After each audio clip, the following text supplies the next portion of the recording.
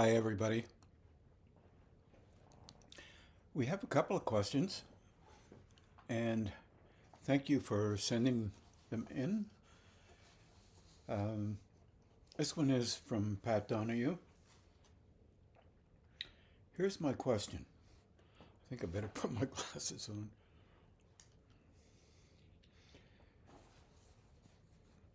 You said something a while back about when we have had love for someone, and it turns to hate or anger. The love is still there. Can you talk more about what that means? Well,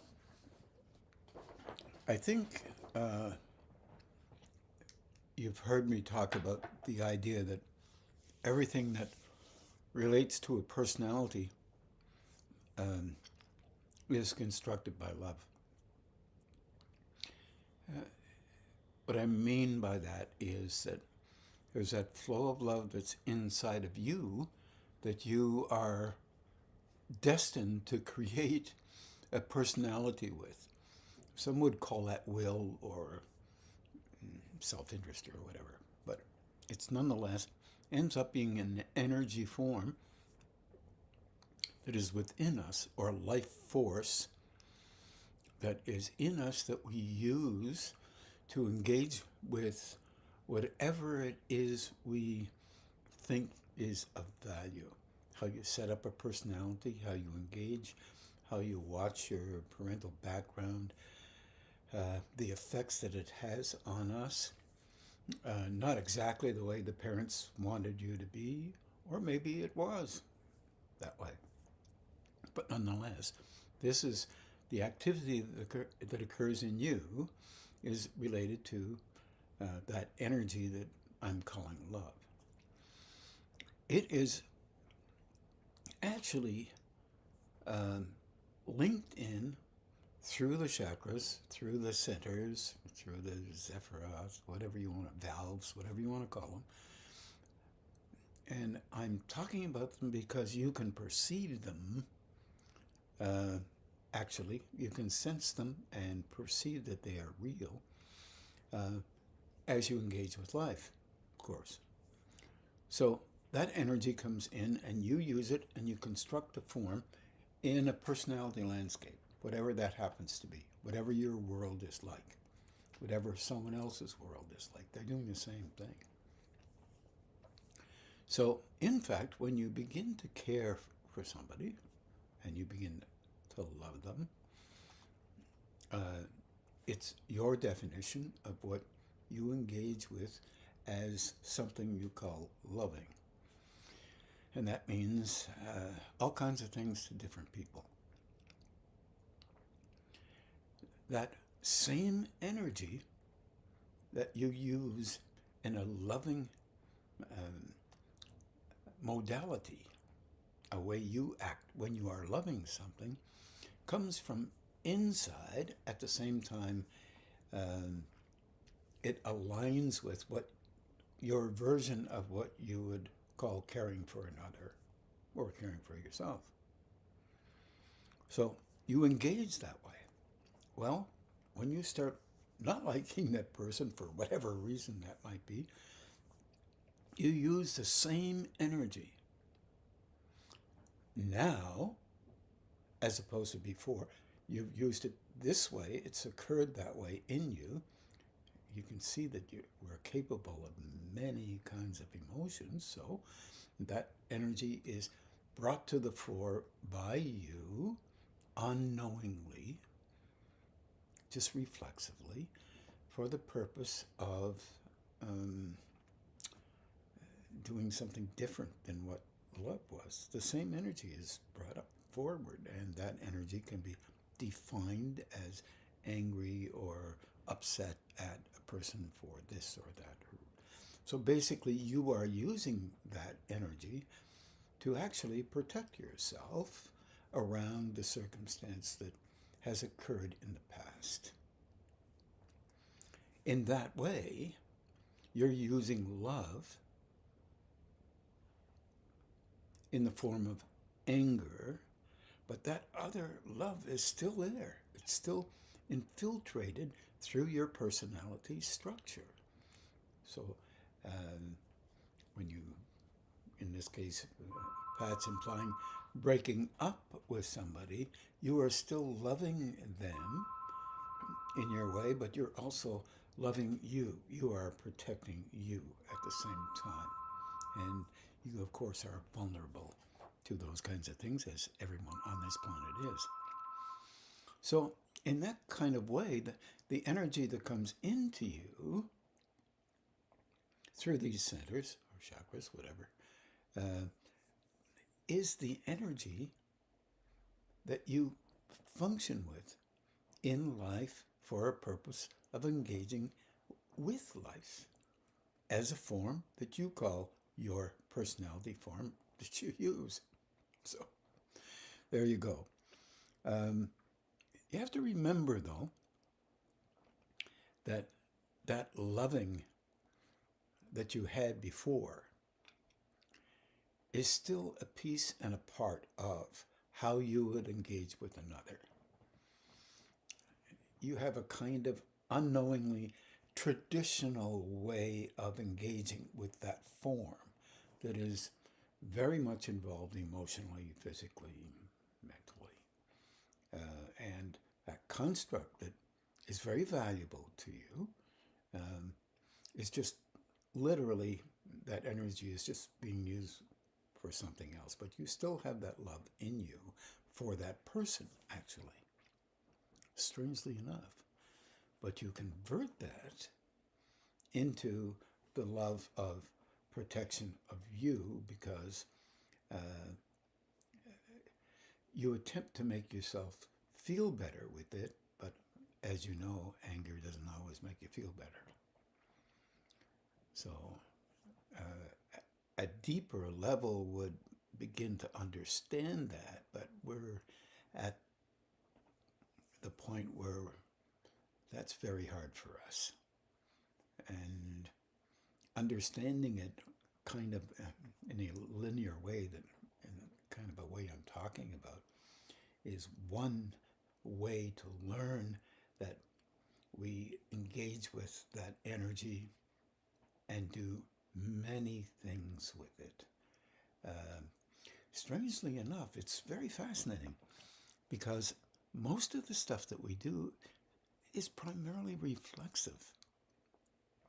We have this emotion that comes up, and then we use it relative to an alignment with how you believe you think you need to be under a set of circumstances.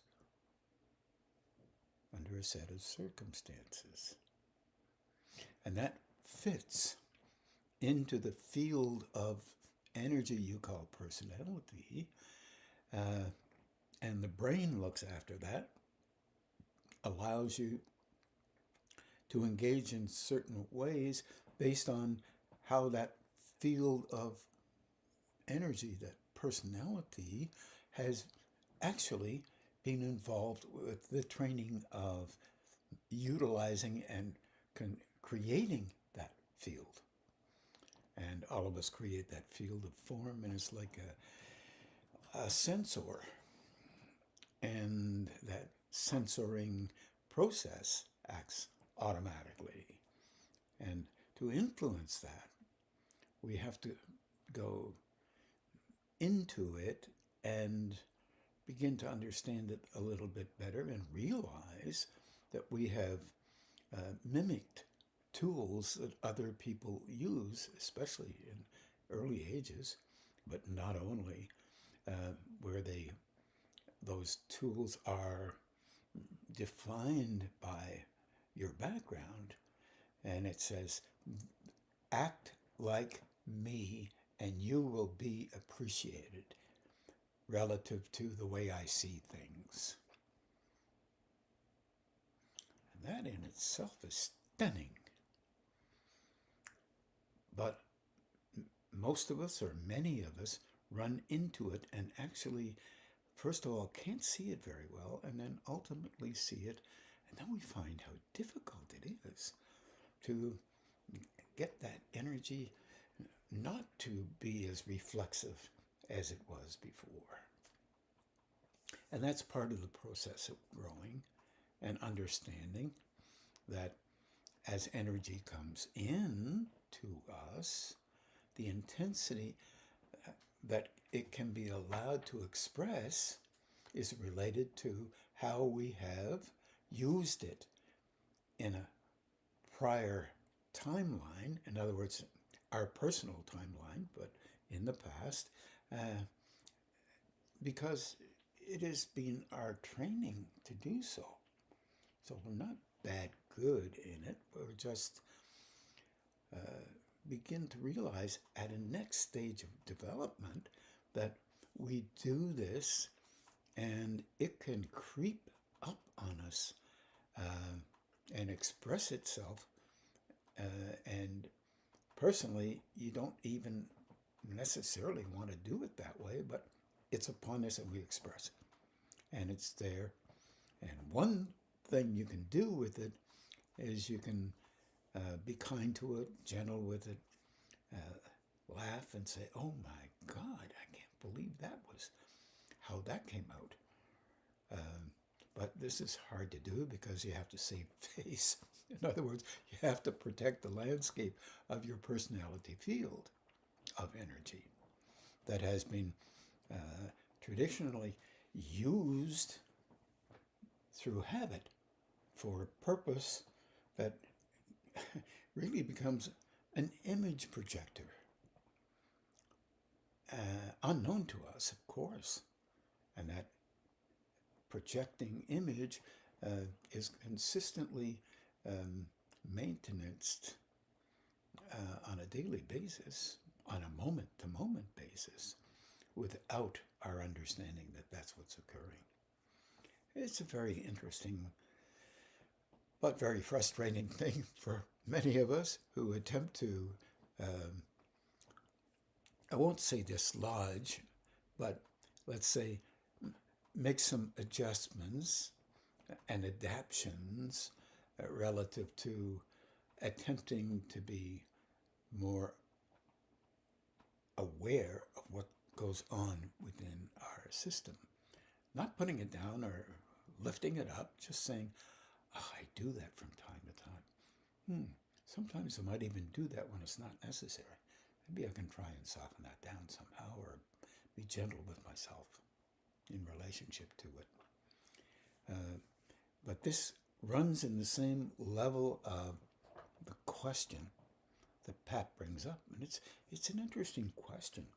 I'm sure not only Pat, but many of us have thought about this kind of a question, trying to come up with reasons why we need to maybe learn that anger that can come out of,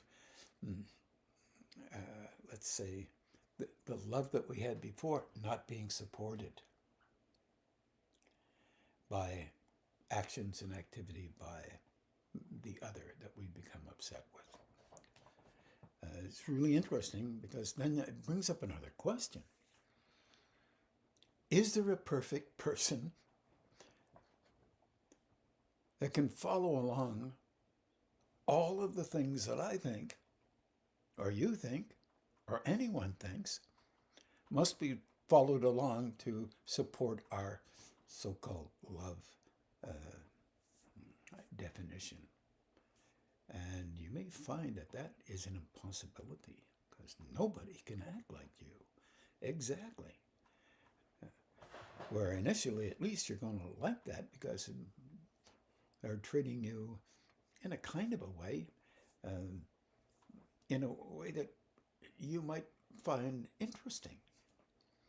And then later on, you may not find it as interesting when they're actually acting like you.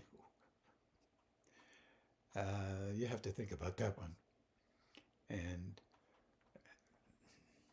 maybe come up with a different perspective. And it's better to smile and laugh a little bit and try to understand some of the things that we actually think things must be like perpetually, so that we can always love them in the way that they think, or that we think love should be. It's pretty interesting way of looking at things, but worthwhile thinking about, but not too long, apparently. Anyway, Pat, thanks for the question.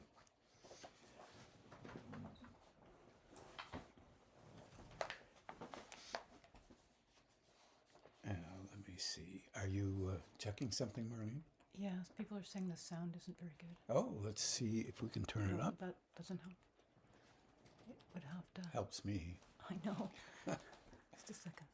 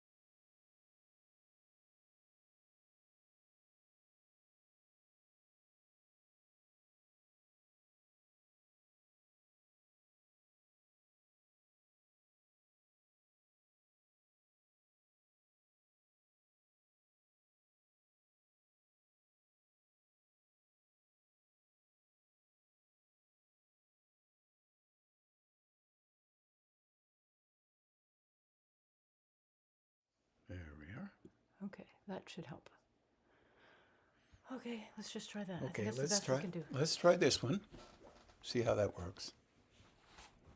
There we go. So, Pat's question.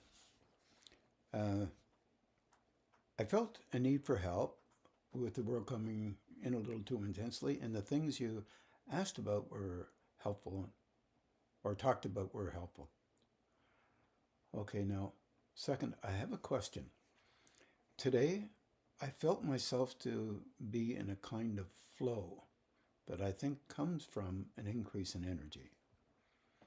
It felt good, and I interacted with students and others I encountered in ways that felt positive and caring. I come up with a whole list of people I want to reach out to because I was feeling love towards them. These lists come to me often when I'm in meditation. As I listen to you talk about that self-love we have, and looking back on the day, I saw how I used that energy towards expressing some of the versions I have of self-love. None of it bad, but meant to make me feel good about myself. Good. When I have days like that, where I notice a flow, it occurs to me that I could be spending that energy in ways that would be more helpful to myself and others. I can ask for help to soften that down. What happens then? What else can I do to handle the energy differently? Well, this is a conundrum that all human beings well, I won't say all, but most human beings on our planet are involved with. First of all, we're goal-oriented, and we've been trained that way. And some more fervently than others. And that training really is about you making a mark in this world yourself. So you must have a goal. first of all, a higher state doesn't have the same kind of goal orientation needed from us.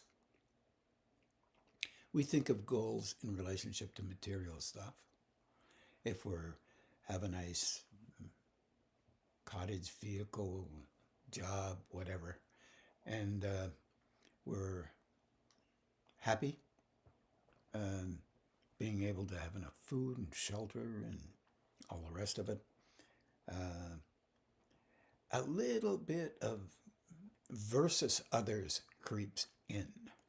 It's the nature of our whole sociological system here.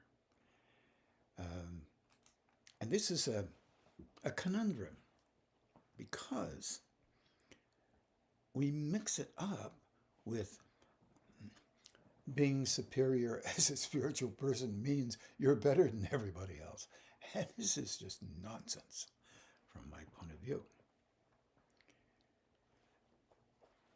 As an individual, and by the way, other people's point of view, at least theoretical anyway,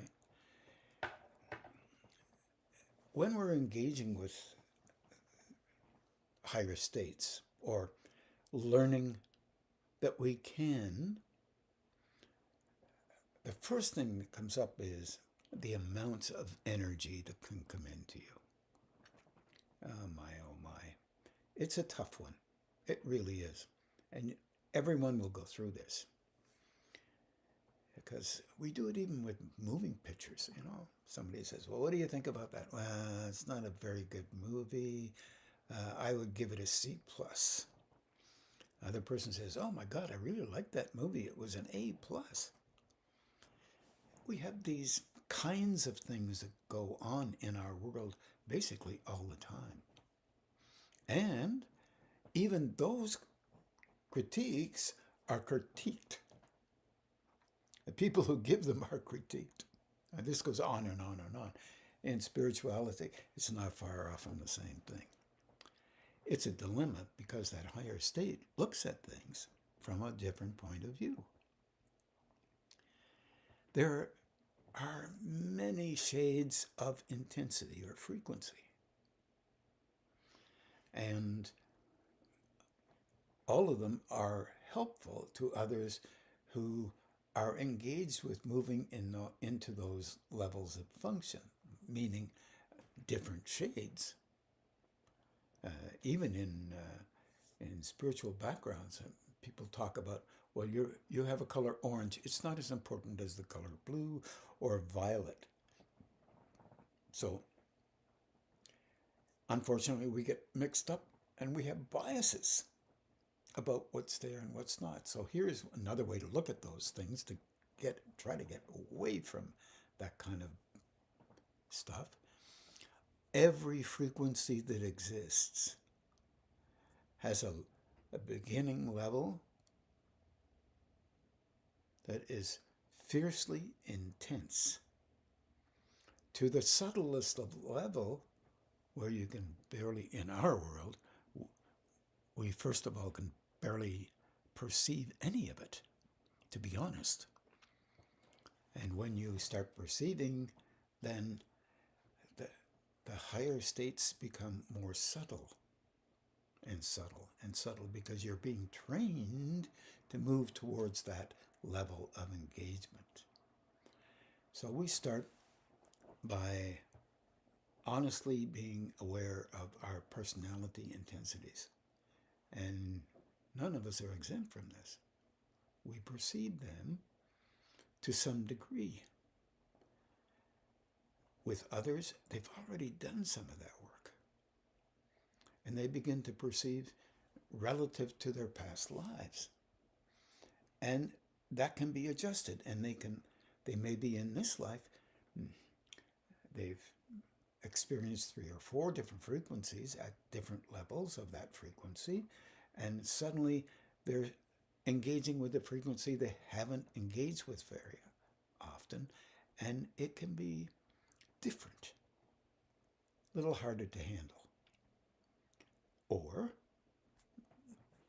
It may be a frequency that they've used for tremendous purposes necessary at that time, but not necessarily at this time. So they're learning how to soften that down. And personalities, if they don't even know that that's going on, it's very difficult for them to soften that down because they're engaged with how they have been trained to engage that or to be valued by it. So when you're looking at things like this, it's a little bit more complicated than a linear view and one simple explanation. It's really interesting. It's not so easy to allow yourself to engage and say, okay, I'm not sure how this is going and why this is going, but apparently it's going this way right now. So I'll have to try and see if I can soften everything down, including myself, and see if it makes a difference. Remember, what you focus on, no matter how you focus on it, whether known or unknown, energy goes to that. How you engage with your images that you've employed within let's say, an inability to understand what you were doing, and maybe you figured that out, but you engage with those images so that those images can be preserved and you can utilize them as you have seen other people utilize them. That's material structure here. That's not higher state structure.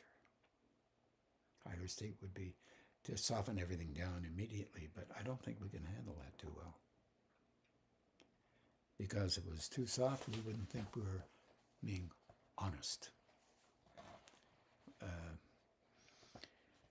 We have some very interesting ways of seeing the world, and we have to use them until we see it differently. And we don't like seeing anything differently than what we've already figured out. That's the nature of how you've been trained. Tremendous training. So the question is, what happens then? And what else can I do to handle the energy differently? Well, here's a trick. If you have energy coming in a joyful way or nice way, enjoy it. Don't have to run to the food, to the market to get food so that other people can be engaged with it. What you don't understand is a higher state can operate through in a very gentle way and affect people in a great distance from you. We're linked up pretty strongly. Also, others can engage with you from a distance and not know it. It's worth thinking about. What you can do when you start coming up with, I should do this, I shouldn't do that, and all of this kind of thing, trying to slow it down a little bit. And here's the reason why. We have kind of an idea of how we do things sometimes. And we value that somehow, or not. We have these two sides of a coin. Find a balance in the middle. Try to loosen up a little bit and say, wow, that energy's pretty nice today. And then go on with your business. Do what you do normally. That's what you're learning. Learning how to do what you do and perceive it and be okay with it. It's not a 24/7 thing because you can't deal with it 24/7 and you shouldn't. So in this set of circumstance, when this is happening, when you're teaching and then after you're teaching or when you're in the kitchen or living room or whatever, be okay with it. You're the one that's being trained so that you can loosen up on the definitions, loosen up on what has to be, and allow yourself to notice the energy in you in as gentle a manner as you can. And that will be really helpful, because one day you'll be walking down memory lane and you'll be thinking of a dozen things that used to be before. And the idea may come to you just to turn your hands on and ask for help for all of those areas, including the one that's today, whatever reaction that might be. And that energy will come in soft because it's meant to be that way. Gentle, balanced, and appropriate. There is a sense of vulnerability that can occur under those circumstances, because, first of all, it may be too subtle for you to notice. Therefore, you would say it's not there anymore. Or it might just be subtle enough so that you notice, but in our world we think we need to be strong and engaging to make it really count, because that's what we do in our way of engaging. We increase the intensity for a purpose of signifying that we're of some value. It's an upside-down thinking process. However, that one's difficult to let go of, because our training is so wonderfully well entrenched. So go slow, be kind, be gentle, be respectful, and forgive yourself the best you can. You will find that difficult enough.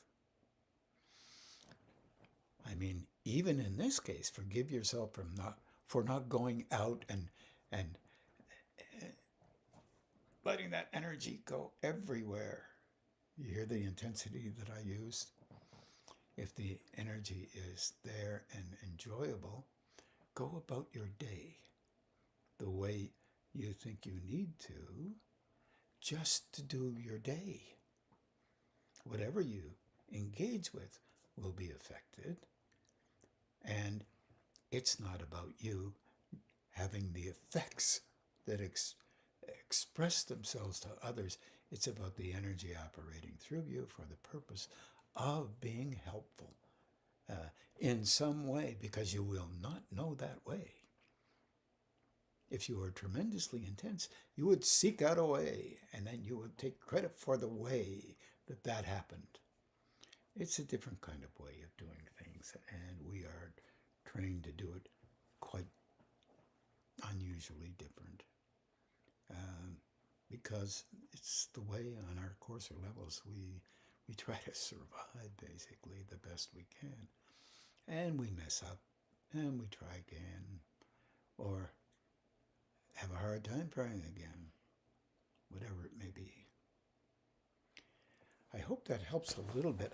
Let me see if I missed anything that I was wondering might be able to talk about.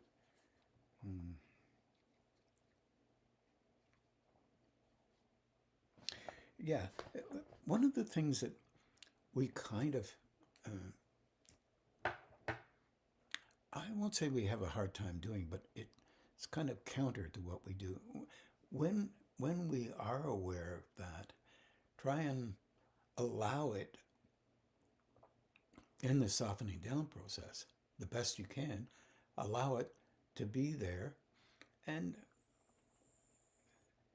the best you can, just be aware of that energy that lies within us. It is really soft and gentle as a loving component, unless you have to intensify and overexpress or express your engagement to make it more sincere. You don't have to do that. If you're sincere, you're sincere. That's it. Nothing needs to be overly expressed. But you can understand the difficulty with this, because when we get excited, even for the simplest things, we tend to feel more confident and more valued somehow. That's part of our training. And we must continue to use it until certain things begin to occur where we can see both sides of the fence there, say, and then start smiling a bit and knowing that it's not as easy to find a balance in there as as talking about it. Talking about it's quite easy. Doing it, not so simple. But I do wish everybody tremendous help in that one, because it's a very valuable way to allow yourself to loosen up a bit about how things are and have to be in you to make you feel valued. Everybody has it in different places. It's in the nature of these planes. So I wish you well, and thanks very much for those two questions. They're important questions from my point of view, of course. Here's another one from Heather Velati. I'm wondering about the moving around the body. That's the front, side, back, and to the left kind of thing. When you're just practicing doing something that you don't normally do, right? Everybody understand that? She says, is there an importance in always moving to the right? Could moving to the left also be helpful? Well, in my view, I automatically do it to the right. It's just, I feel comfortable doing that. If you need to do it to the left, figure out why you need to do it to the left. I'm right-handed primarily, so I probably would naturally do it that way. If you're left-handed, you may naturally do it that way, or you might do it the other way. But check out your personality. See why you need to do that. If you're a little bit contrary, no offense to anybody, it's in all of us, then you may not like to be told what to do, which is natural. Many of us don't. So you may do something different than anybody else because you don't like to be told what to do. But here's an idea. Do it. See how your experience is. Recognize that while you're doing this is to soften down your need to be in that personalized moment where you're in control. And you're going to find when you're doing this, you are attempting to be in control, and some of you will just not be able to do it perfectly. And some of you will judge you for not doing it perfectly, and others will say, I did it perfectly.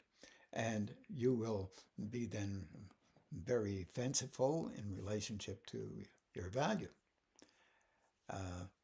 This is meant to improve the flow that can operate in you by loosening up your tendency not to calm down. And unfortunately, it starts from you need some kind of intensity to do it. Well, here's a trick.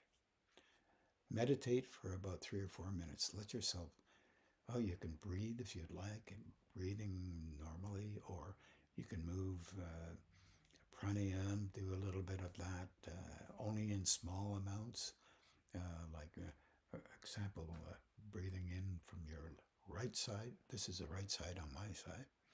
Right side breathing in, Gently hold for about 2 counts. Breathe out the other side. In and out. Like, I'll show you. I'm breathing in. Hold. Breathing out. The other side. Hold. Breathing in. Hold. Breathing out. Hold. Very simple. If you get too complicated, it affects the sympathetic and parasympathetic systems in a way that's uncomfortable, so don't get complicated.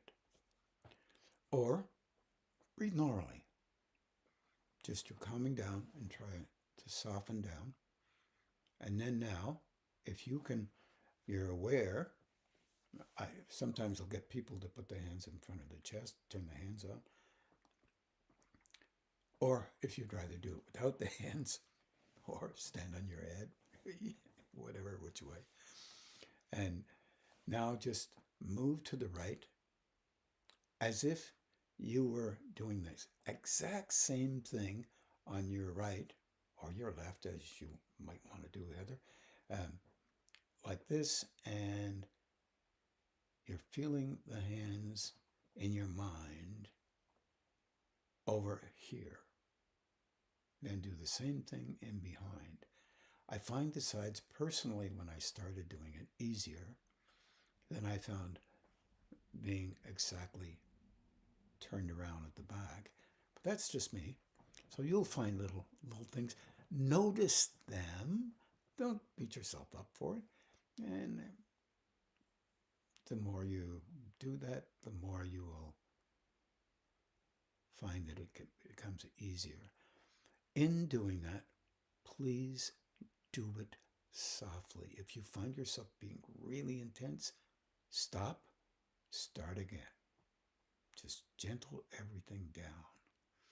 You'll learn that there are degrees of intensity and degrees of softness in how you do things. This is very helpful. Soften it down just a little bit more, and eventually what begins to happen is you go to do it, and suddenly all 4 sides are there immediately. And you begin to be able to soften down just a little bit more.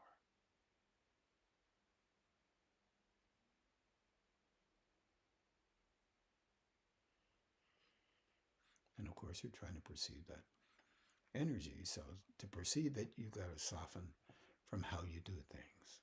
Or you'll perceive the intensity in relationship to how you do things.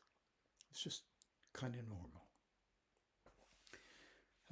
Now, I don't know whether I put anything else here, Heather, or not.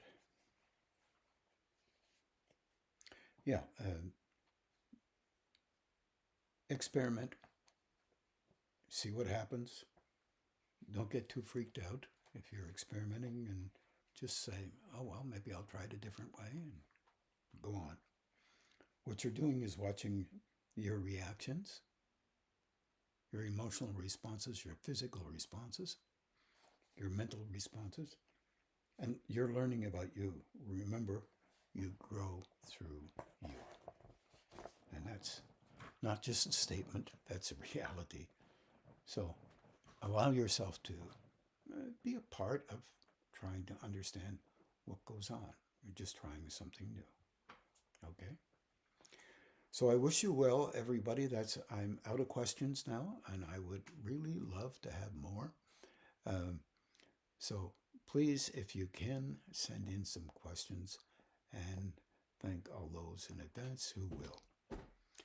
Now we're going to meditate for about an hour, and I wish you well.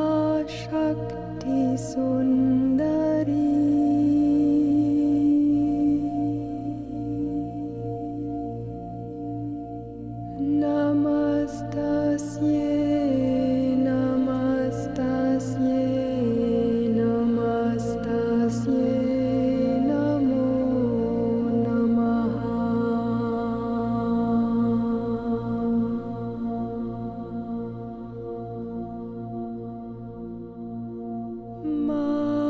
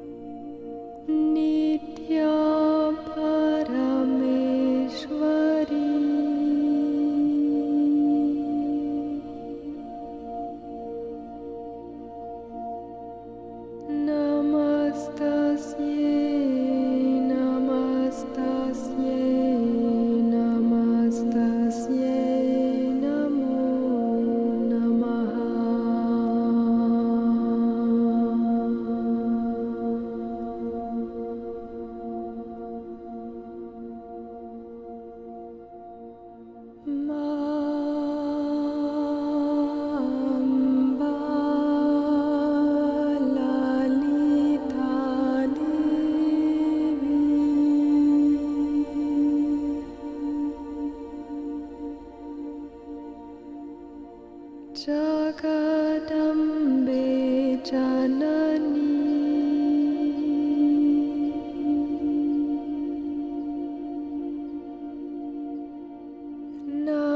Namastasye Namastasye Namastasye Namo Namaha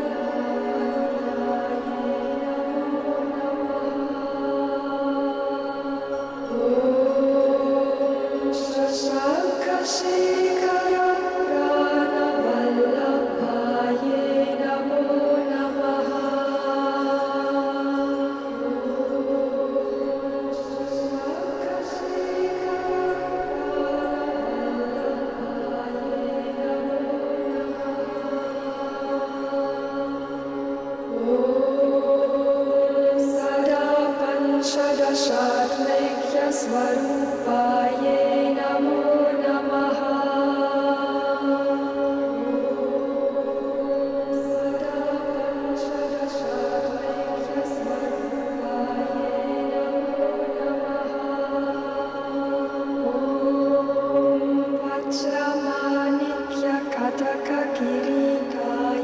Namo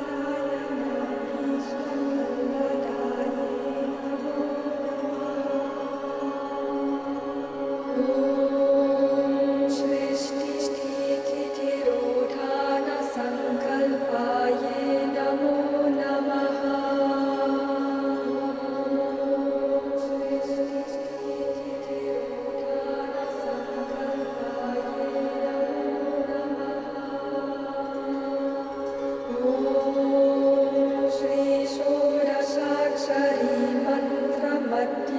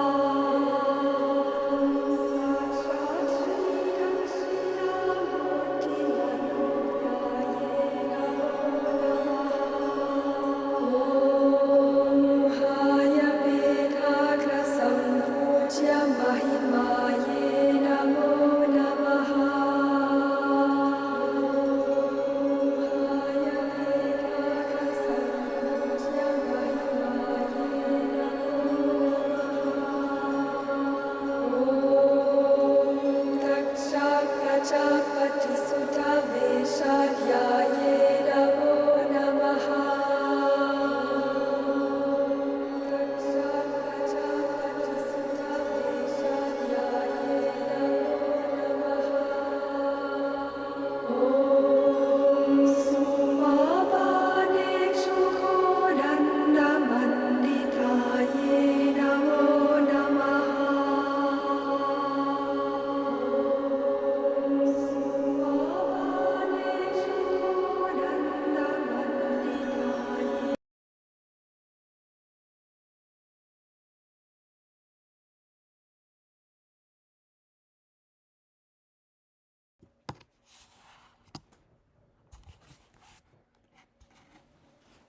Now we'll just begin to do the balancing and the grounding on your own, and have a good evening.